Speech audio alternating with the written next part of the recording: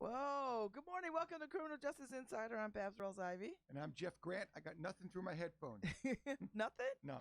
Oh, I don't know what's happening. Okay. How's All right. that? Oh, better? much better, much better. Okay. Welcome. Good morning, Babz. Oh, the last show of the season. I know. Before we break for summer and play all the reruns. But I bet not the last time I see you before September. We're going to see each other all summer. Oh, yeah. Oh, we got to do that.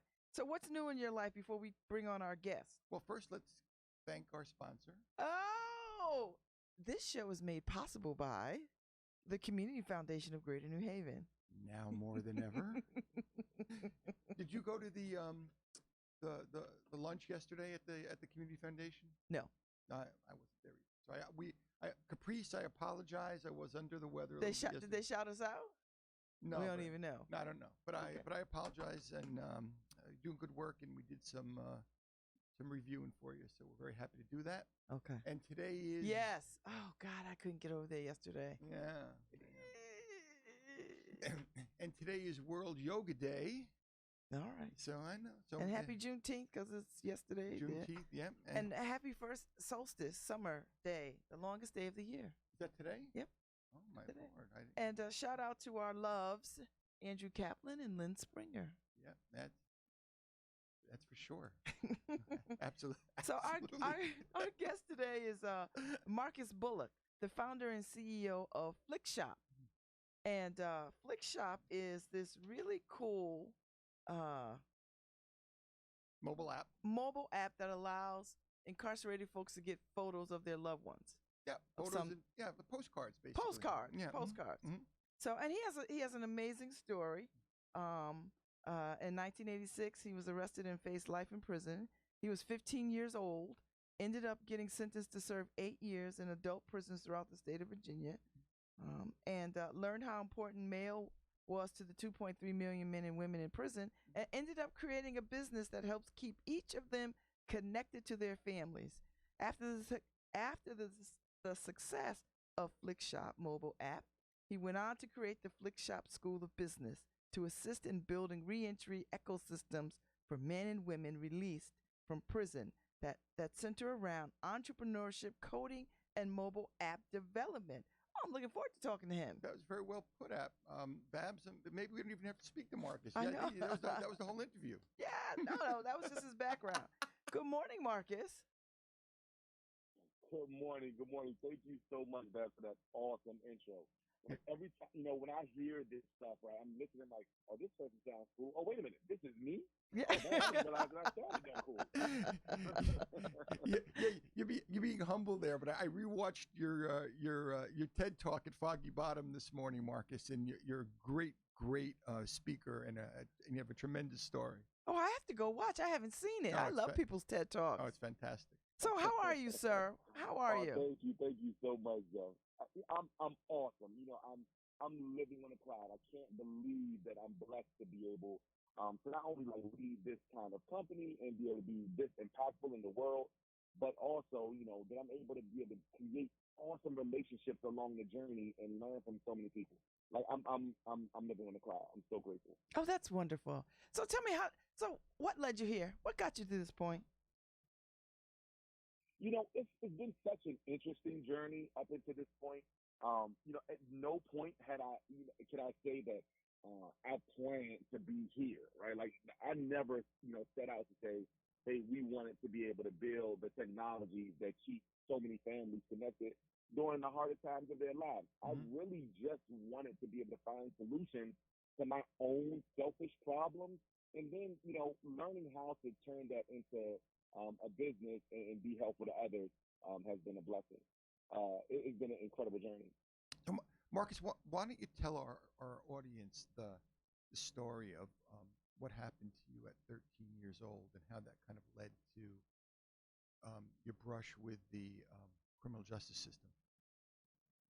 Yeah, sure. So I was 15 years old. It was about a week after my 15th birthday, back in '96. When a friend of mine and we decided to walk up on a man that was sleeping in his car. We pulled out a gun. We demanded the keys to his car, and we sped off into the night. That decision that I made when I was 15 years old landed me in front of a judge with my mom and my sister and so many of my family members sitting right behind me. Mm-hmm. I'm listening to that judge sentence me to 8 years in adult maximum prison.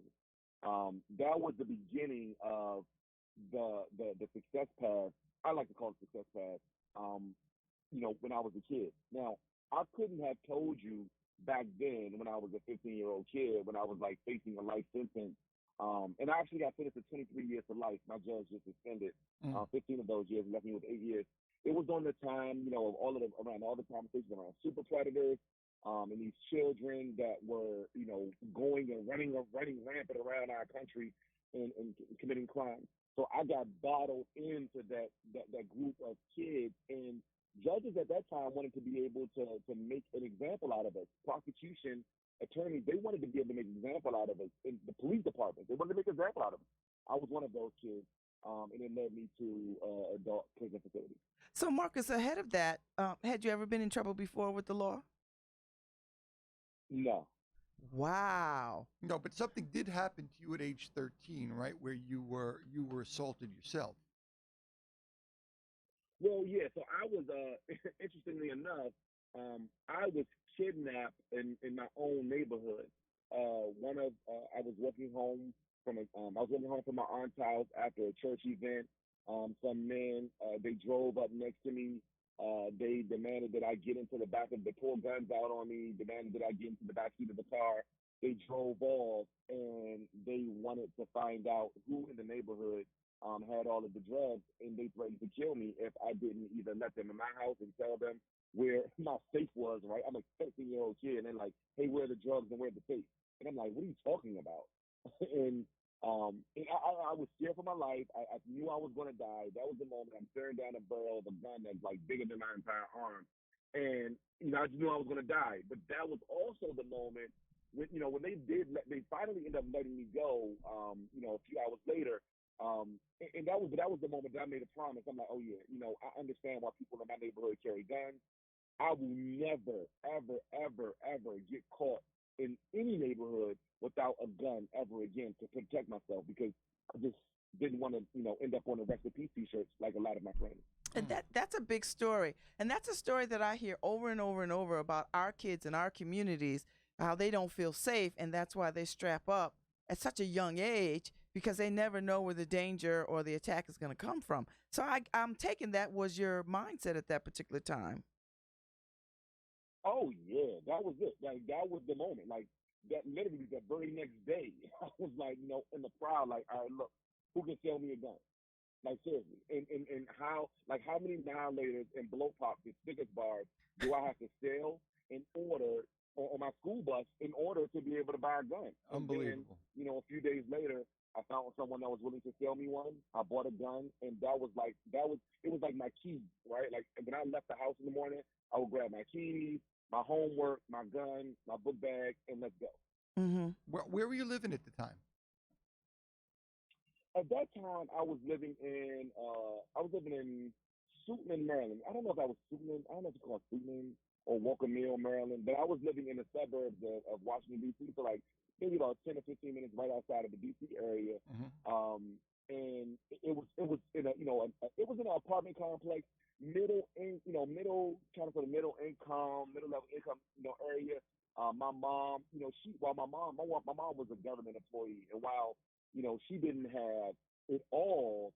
We didn't have it all growing up. We did have all of the bare necessities, and we did. She was able to provide for us the things that we needed. While we didn't have all the things that we wanted, like most of the kids, we were in. I thought to be a safe community. I thought I was in a safe neighborhood. I mean, I knew everybody.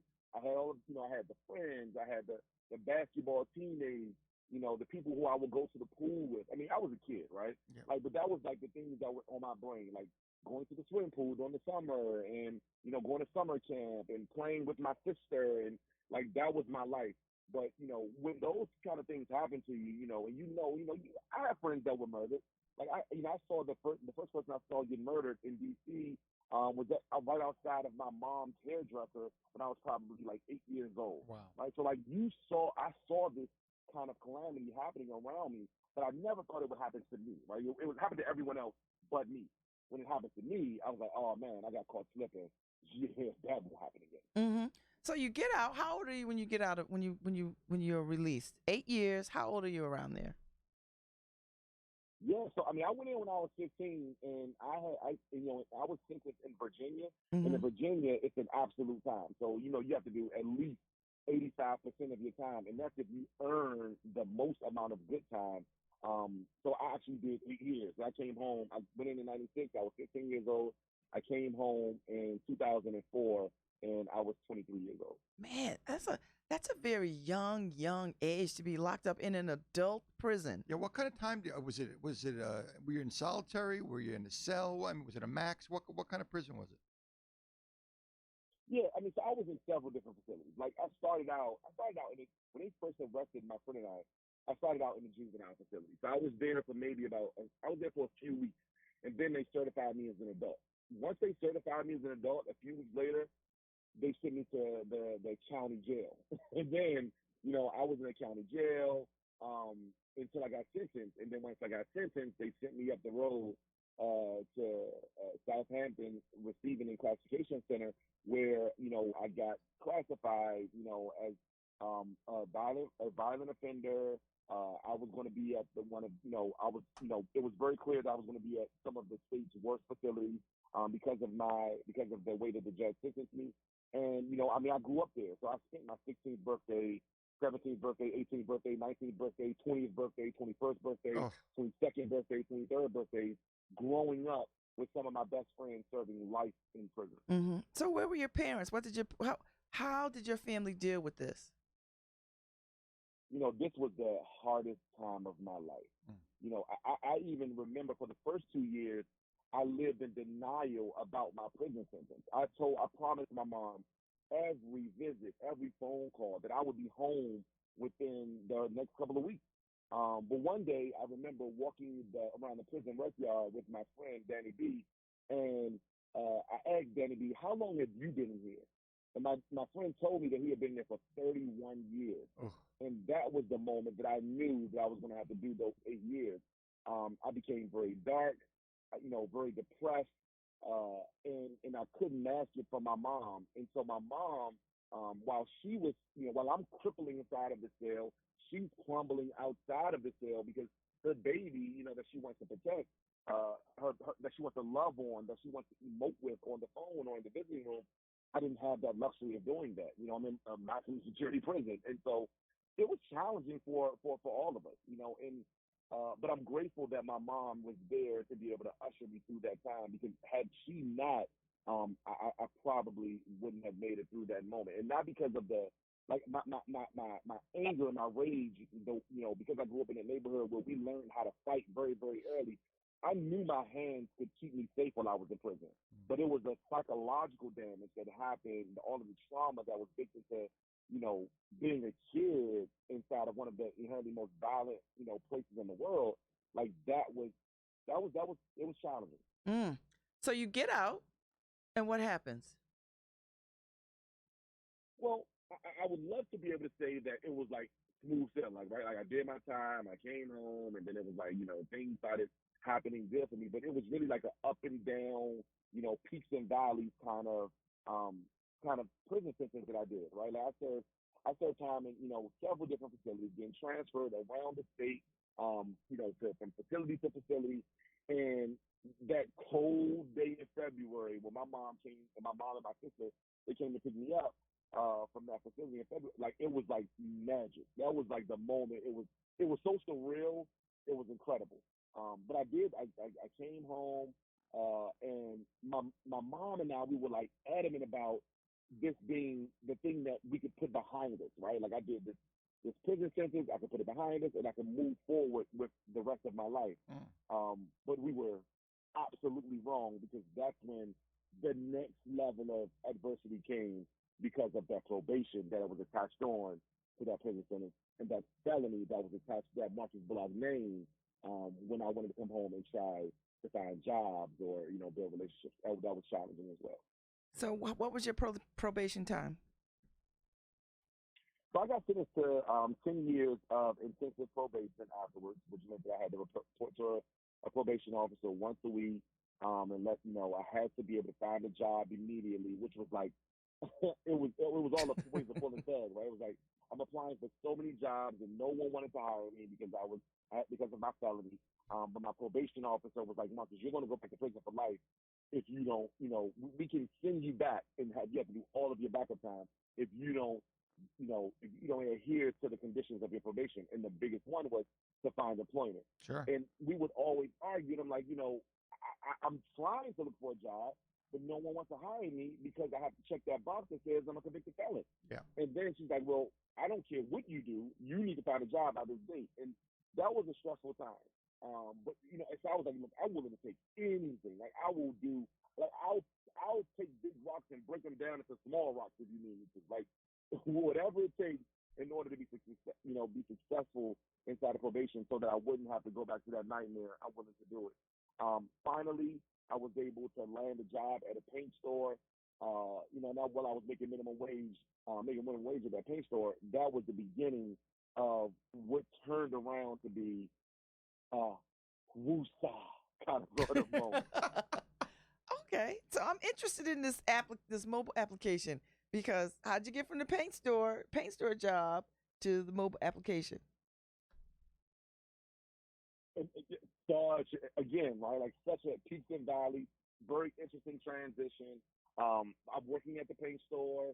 I'm the guy who's mixing paint for the customers that would come in, and they would commonly come into the store, and because of my enthusiasm, they're like, Marky, well, how much would you charge us to come and paint my kitchen? And I'm like, Miss Johnson, we don't paint kitchens. We sell you the paint so you can paint your own kitchen. and they would want me to come and do that. But interestingly enough, the contractors of the world would also come into the paint store, Yeah. and they would ask, oh man, like where's the word? The real estate bubble is starting to burst. There's no work out here. And I'm like, wait a minute. The Johnsons of the world, they out here all of the time, and they're asking us to pay. Interesting. A light bulb went off, and that's when I started an actual painting business where I was the conduit between the Ms. Johnsons of the world and the painting contractors that needed work. And I ensured that they didn't have to work, didn't have to work any longer. Mm-hmm. We started a painting contracting firm. I quit that job at the paint store, and I began to grow a construction business where it became very fruitful, and I was able to now live my absolute best life. It was such an awesome part of the journey. Wow. And what I will say is, in going to getting back to Flick Shop, getting back to your question, it wasn't until, a lot later where I saw the need for Flick Shop. It really wasn't until my friends who would constantly ask me for pictures and photos and letters, and I'm like, dude, there's no Facebook or Instagram in prison. Like, Yeah. if I could text you, like my life would be so much easier. Like all my pictures live on social media, and I don't have the bandwidth to sit down and write a letter or like go to Walmart and buy a box of envelopes and try to go to CVS to print some photos, and then I got to go to the post office to buy post. It was just too much work. And while I promised them that I would continue to write letters and I would always print these photos, it never happened. And I felt horrible because, I grew up in those prison cells with these guys. Like, these were my brothers. These were the guys, we shared meals. We shared honey buns. We shared war stories. We shared our fears. We shared answers to the Jeopardy questions during lockdown, right? Like, these were my brothers. Yeah. And I was like, oh my gosh, I can't believe that I'm home and I'm traveling the world. I got married. Like, things were happening in my life, and I weren't including them in that. And I feel I have to do a solution for this. Hello, Marcus? Oh, did I lose you? No, now you're back. We lost you for a second. Okay. So you get married, I was you have saying, all these things, you want to share this with the folks that are on the inside. Yeah, and I just didn't have the bandwidth to be able to write those letters. So I knew that we had to find a solution to be able to make it easy for me to be able to send photos and messages from my phone but to a prison cell that didn't have a cell phone or a computer on the other side, whether or not they had access to some kind of controlled email system or some kind of tablet or not. We wanted to ensure that no matter where you were, like all of my friends could receive my photos from, you know, the Bahamas or from my wedding or from my first child being born. Like I wanted to share those moments with my brothers. And so we created a solution for that. Wow. And how has it been received? You know, it was so interesting. Like, you know, man, I came in the office one day and I'm like running the construction business, and my life was like hardwood floors and granite countertops, right? And then one day I come into the office and I'm like, you know, we should build a mobile app to connect people in prison. And like, And everybody's like, response what? to the office was like, really? Like, really, dude? Like, what are you talking about? Like, like, what are you talking about? You know, like, And I bet you people were like, not only. I bet you people were thinking, why can't you just leave that prison life behind you? You know what? Oh my goodness. Everyone, like that was the most common thing that people would say to me. Marcus, it's over. Don't worry about it. It's behind you. And I'm like, what are you talking about? Like, it is ingrained in me. It is the fabric of Marcus. The only reason I am the man that I am today is because the men that I grew up around that helped shape me into this amazing character that most of you guys appreciate. But yet you want me to leave them behind and say, forget about you? Nah, no way. There's no possible way. Yeah, the same thing happened. I watched them. Like I remember living on the rec yard and like us, you know, having conversations, eating bag of chips, drinking a soda, all of us, you know, talking, and then one person will go home. And then, you know, one person out of that clique will go home and well, you know, I was on maximum security, so all of my friends had an enormous amount of time. And so while I had the shortest amount of time out of everyone, like I'm watching certain people would go home and make promises to them that they will go home and write them letters, and they're like, "Hey man, I'm gonna keep in contact with you, bro. Keep your head up. I'm gonna be," and they would never do it. And I watched their hearts get broken because they would be like, "Man, like you spend 10 years with someone, right? Imagine, you're married for 10 years to someone, because that's what like it is when you're living in a small 6x9 cell with someone for 10 years. They become like, True, right. like you know what I mean? Like they're the closest person to you, right? And then all of a sudden they're gone, right? Mm-hmm. And every secret that you shared, every moment, every fear that you shared, like it's gone, right? And you have to start all over with the next person that's in your cell. And all you want is just like to reach out to the gates outside of that prison cell and just reach out to a familiar face of someone that you know that loves you and cares about you and say, my brother. And they didn't have that. And it broke my heart watching people walk out of their lives over and over again, and I just didn't want to be one of the same ones that did it. Okay. So tell us how this app works. So we set out to be able to build this mobile application that almost replicated what you would see on social media, right? Like you would add a photo, you can add some text, you press send, you put your phone back in your purse, and instead of having a picture on the screen that you can double tap for like, this time we'll take that picture and that text and we print it on an actual postcard and we mail it directly to any person, any cell, anywhere in the country. We started off, we connected like the first 50 families, and I was mind blown. I couldn't believe that, people were like using this tool. And then all of a sudden, like we went from 50 families to like 100 families. And then it went from 100 families to 500 families.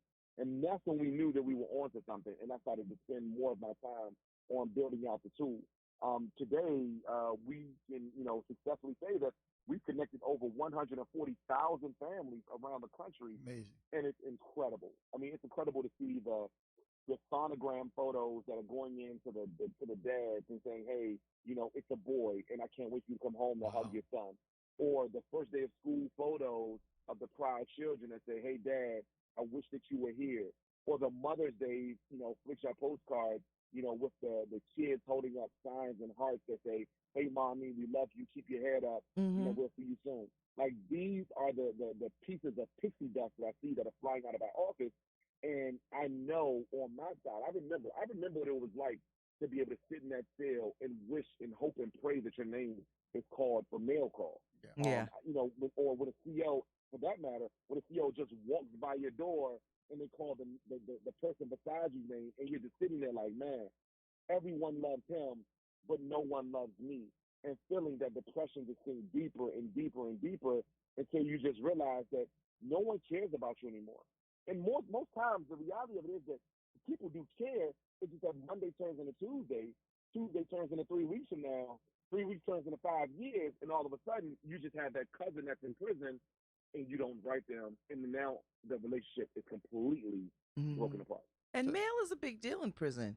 I mean, it at least it was when I served. You know, people pay attention who was getting mail, who was getting a lot of mail, because I think getting mail and a lot of mail cuts down on some of the predatory things that can go on. If people think you have a team of people behind you, I think you're less likely to be taken advantage of, or you will be missed and you will be vocal about if something happens to you. Whereas people who don't get any mail, and I served time with women who never got mail, and you could see the effect of that on people. No question. I mean, across the board, right? Like the popular people that were in the cells with you, you saw with them, like they're like, oh, no one cares about you, right? Like, and then even all the way up to the correctional officers, they're thinking the same thing. No one cares about you. You do what we want to this person because no one cares. And then all the way up to the higher level administrative staff, they're like, oh, no one cares about you. We can transfer you anywhere. We can put you in solitary confinement. We can beat you. We can do anything we want because no one cares. You are an animal. You are a person that's in this. Like that's how they treat you. And when you're right, like I remember my mom would write me these letters and send me these pictures, and people knew with an absolute certainty Marcus was going to get mail. It wasn't even a question. Marcus was going to get mail. People began to live vicariously through my family, happiness, right? And then the COs, they knew like Marcus is going to get mail. Marcus is probably going to get a visit. Marcus is going to want to use the phone. We can't keep Marcus on lockdown because Marcus is going to write his mom, and his mom is going to be calling down here, wanting to speak to the warden and wondering what's going on with my son. Exactly. What's happening? Exactly. So Marcus, just to get like a visual so that people understand. So you could be standing at Niagara Falls with your cell phone out, right? And on the American side, because none of us are allowed on the Canadian side, right?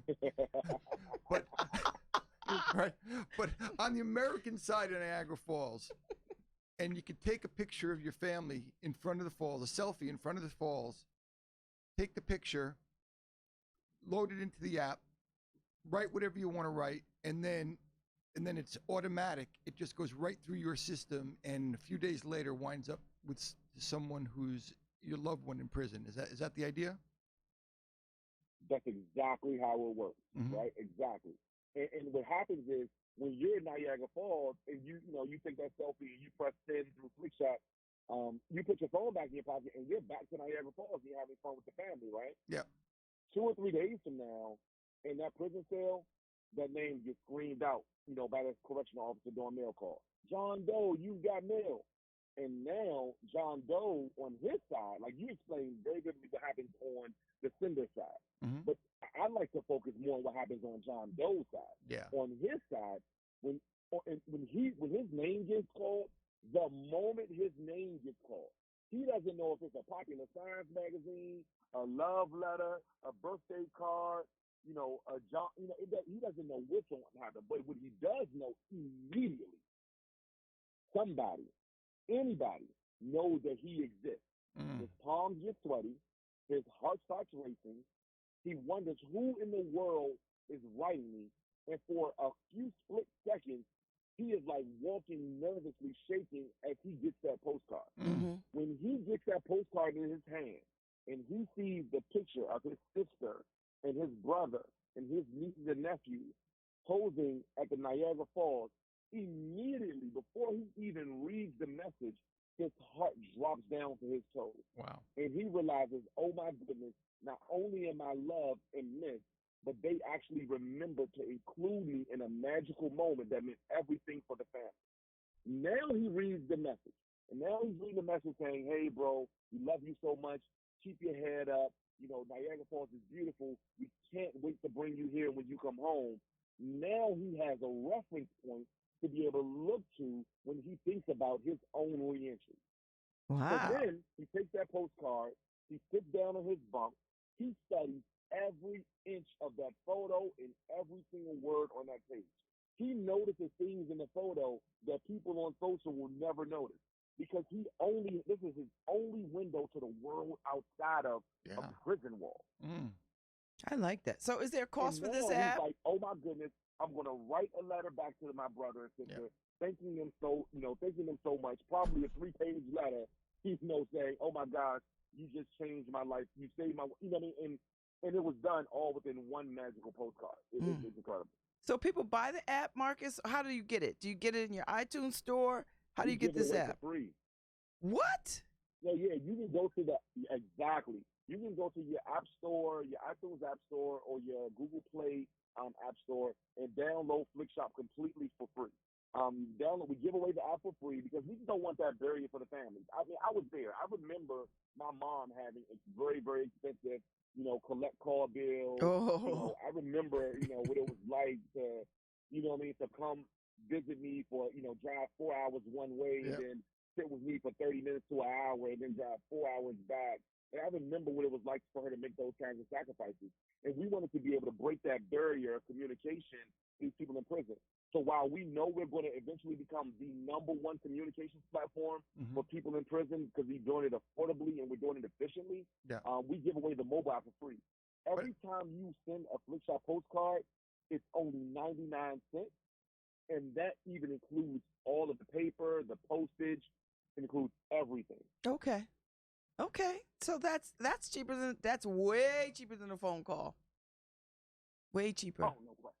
I mean, it's cheaper than every other communication. Like, there's some other people that have like these, these expensive phone calls in the systems. We're so excited to hear that certain, states are rolling out legislation around this stuff, and would know that phone calls are going to be either a lot cheaper or some states are going to be free.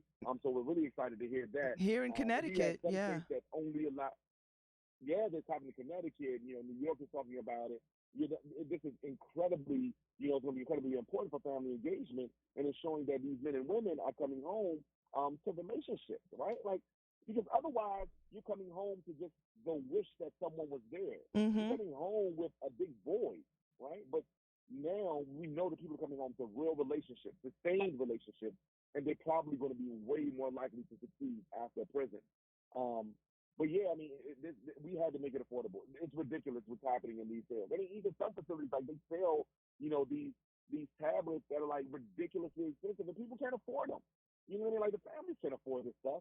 So we're like, hey, look, if we can just like cover just a bare bones of how much it costs to be able to send a flick shop, and then also ensuring that we're able to continue to build a team so that we can build even stronger products and build much better services. And with that intentionality around affordability, the entire journey, then we know that as we grow and we learn and we pivot and we bring the families in with us, then we're going to succeed on our side. We don't have to be the predators that are going out and trying to rape these families just because they're in a captive situation. Mm-hmm. Nah, it's okay to do good and still do well. Yeah. You know what I mean?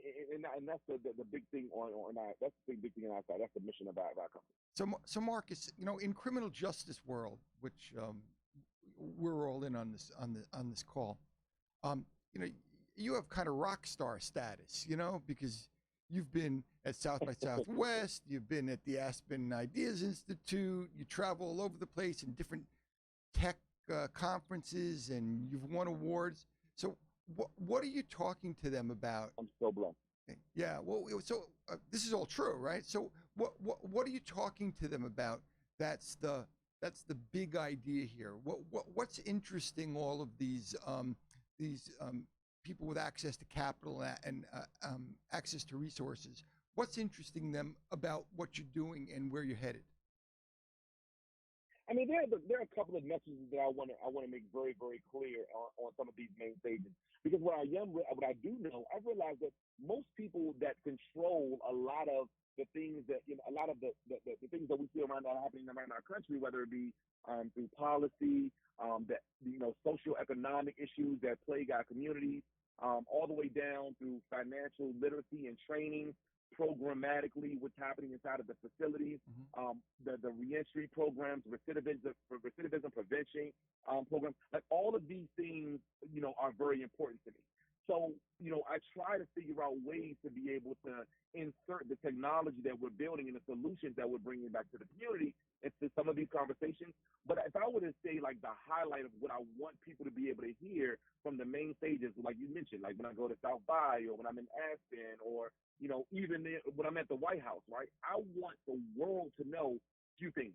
One, that people with a felony on their chest can still come home and succeed with support. It takes the community to band together in order to be able to create a success path for anyone. So why are we not being very, very thoughtful and intentional about doing it for the people who need it the most? And that's the people that are in the prison cell, not the people that are, not once you come home, not just when you come home, but well before you come home. Where's the intentionality that we have around building mechanisms that allow for real success well before someone comes home? That's the first thing. Okay. The second thing I want people to understand, especially in the business community, that Black and brown founders that look like me are very, very capable of building real solutions that can not only help provide an incredible amount of resource for the families in the investment community, but also we're able to solve huge problems that we've been working on trying to solve for decades. We haven't figured it out, but yet we still allocate the same amount of resources to the same people. You can't walk inside of any of these rooms without throwing a rock blindly and hitting someone with the name John or Todd, right? Like there are a bunch of Black and brown people who are able to contribute to these conversations. So yes, my name is Marcus Bullock, and I'm building an incredible solution. We're revenue positive, we're venture backed, and we will win, right? That's number two. And the third thing that I want most people to be able to hear, because whether or not you're in a cell or you're not in a cell, we are all humans and we belong to the same community. We all know that 95% of these people that are in these cells are going to come home one day. They're coming back to your neighborhood. Your neighborhood, whoever you are, they're coming back to your community. How do you want them to be able to return back? And that is all going to be predicated by the amount of resources that we allocate and how we think about them as human beings. If they're your nephew, if they're your son, if they're your daughter, if they're your mother, I promise you want to give them the world so that they have the keys to success after this time. I think you're right. Yep. So let me shift a little bit of gears. Have you seen Ava DuVernay's When They See Us? Have you seen that yet? Yeah, so I've watched episode 1, and it's one of the hardest things I've ever had to watch because it brings back up the trauma of a detective slamming my head into a table and making me write on a sheet of paper that my best friend committed this crime, and then hearing him in a holding cell after we both go through that experience, hearing him tell me, like, bro, they did the same thing to me. They made me say that you did this thing. And it was like, oh, man, like, this didn't just happen to us. This happens across the board to other young kids. Man, it was tough. It was tough. Even thinking about it now, and I'm like, man, I can remember very vividly, like, what I had to go through and what my mom had to go through as I called her collect and said, hey, Mom, I don't know what I'm doing. I have no idea how to answer this question. Some lawyer just came to visit me, and they asked me a bunch of questions. I don't know what I should tell them. Right? Like it was challenging to watch. And I've only watched episode 1. I haven't watched any of it yet. I have to get prepared for it, I think, because I was a young woman at that time, and I remember how it gripped the nation. Well, with those of us who lived in New York and Connecticut and New Jersey, it was everything. So I'm just always curious how people who have been inside view that, because I think it's a necessary conversation. I think it's a very important miniseries. And I think the saving grace is, for me, Marcus, is that, these they're grown men and they are alive and well. I mean, as well as they can be, but they are alive. And so that would help me watch it, knowing that I know the outcome, beforehand. So Yeah. Marcus, we're broadcasting Yeah, from. I'm so grateful for Ava and Oprah and putting out that piece. I mean, it's necessary, and not only for us to be able to go into our closets and with the Netflix, with Netflix on and just watching, right? But beginning to resurface the conversation so that change can actually happen. Yeah, Yes. Yes. Marcus, we're broadcasting from New Haven, Connecticut, and I think that you have a good buddy or a business associate here. Is that right? Yeah, yeah, my boy Dwayne Beck. He was my co-defendant. He's my best friend. My godfather to my children. I owe him a call after I get off with you guys. I'm gonna ask him advice. I want to ask him about my TED talk that I'm doing next week. So but I love Big Bro. He always wants me to come to New Haven and brags on the pizza there. You should come. Oh, see, you have to come, and then you got to take a pizza side. You got to get Dwayne to call us so we can have him on the show. He's that's not hard to get. I see him all the time. Oh, is that right? He's around town all the time. All right. He's always around. All right. And he's a good guy. But you got to come. You got to take pizza sides. There's a pizza war here, and people take their pizza very serious. I have you guys here, right? So apparently, there's some people are talking about it, right? Like, I think that the last time I talked to someone, they told me that Sally's was the pizza place to be able to go. I might be starting something. I don't know. I mean, Dwayne tells me that there's some other places. I don't know. Modern and Pepe's. So it's like a trinity. So. And then there's some upstarts coming up the rear. So yeah, come and join in the fun. We'd love to have you here. Come and maybe we can set something up. Take some pictures of Flick Shopping back to my boys. Yeah. And, that's one of the things I love. I love to do it the most, right? Like I take the craziest Flick Shop pictures, right? I bring my boys into every phase of my life, right? If a new car comes out, I'll take a picture and I'm like, yo, bro, look at this car. Like the doors are going up. This is crazy. And then I'll take a picture of like my favorite restaurant and like, yo, bro, like I just got a chance to visit this restaurant. They said they have the best beer in the area and I send all of this stuff. So I can't wait to get up there and enjoy the Pizza Wars. Yes. You can send them a picture of us taking you over to IKEA to have Swedish meatballs. That'd be a good one, right? What do you think? No, we gonna. Well, it has been a pleasure talking to you, Marcus. I am wholly excited about this application that you have. I think about the women that I served time with and how this would have been so amazing for those women that I knew. And I think now more women because women are one of the highest rising populations of going to prison these days, and they're leaving behind family and children and all these kinds of things. And when women go to prison, the whole family collapses. When men go to prison, women stay back and hold it down. But when women go, families collapse for real. So this would be a wonderful tool to sort of bridge that communication with children and family and mothers and that kind of thing. So I appreciate this. I can't wait to go look it up. So Marcus, how do people get in touch with you? What's the website, domain name? Give us all that information.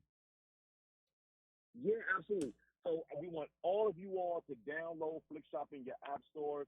And just so you know, you can send a Flick Shop postcard to anyone. Like you can send a Flick Shop postcard to your grandmother in Nevada if you want to, right? Like that grandma who doesn't know how to work her iPad or log on to Facebook to see those, Christmas pics that you guys Of post. course. Like, no, grandma wants to see those pictures too. So, send grandma some postcards. But you can download the app in your Google Play or your iTunes App Store, FLIKSHOP. Some people try to add that C in there because phonetically, it should probably have a C. But, in prison, we call pictures flicks, and so we called it Flick Shop. The FLIKSHOP, download it in your App Store. We're on all social channels, Twitter, Instagram, and Facebook at Flick Shop. I love to engage with my community. If you have any ideas around organizations that we can connect with, where we can help connect children with their incarcerated parents, shoot me a note on Instagram. Sure. If you think of, the organization that may need to learn about Flick Shop so that parents can connect back with their children that are in these fields, send me a DM on Facebook. Oh, If that's you perfect. just want to be able to figure out how to add to the conversation so that you can be impactful in a space where you want to be impactful but just don't know where to start, retweet one of our tweets. Be engaged with us because I'm on it. Our teams are on it. We love to be able to hear from our community. We love our supporters. We're so grateful, for all of you guys. Thank you guys so much for supporting Flickshot. Thank you. Thank you. Much success to you, Marcus. It was a pleasure talking to you. Yeah, Marcus, thank you. And thank you so much, and thank you for having me on the show. Yep, and we'll see you in New Haven soon. Yes, come. Yeah, I can't wait for it. We're gonna go get some pizza. Yeah. Thank you, Marcus. Thank you, Marcus. Oh, thank you, everybody, for tuning in, listening to Criminal Justice Insider with Babz, Rawls-Ivy, and Jeff Grant. And we are happily sponsored by the Community Foundation of Greater New Haven. Now more than ever. And Babz, before we close off, I want to give a shout out to the people across the street at Cafe Java. Oh yes, because they're so kind to us, and we have breakfast there before or after the show most days, and they're right at the corner of Elm and Orange on New Haven, and it's an unpaid plug, but we love them, so we're just gonna say it's a great place to go. Yes, it is. It is. And Jeff and I will be back in September. I think Jeff already has us lined up with guests well into the end of the year. Yeah, we do. First Friday of September, we will be back with Khalil Cumberbatch, who is the chief strategist for New Yorkers United for Justice, and he's been at Fortune Society. He's been at Just Leadership USA, so he's got some background. Okay, so thank you, Jeff. We had a great year. Yeah, love you, Babz. Love you. Can't wait for the summer. Yep. The summer's here right now. Today is the first day of summer. Right now. The longest day of the year. So enjoy it. Get out there. We'll be back. Thank you to all the listeners. Thank you to all the people who stopped me in the street and enjoy this show. I appreciate y'all greatly. All right, Jeff, we out. Peace and love. Thank you, Harry. Love you, Babz. Love you too. Oh.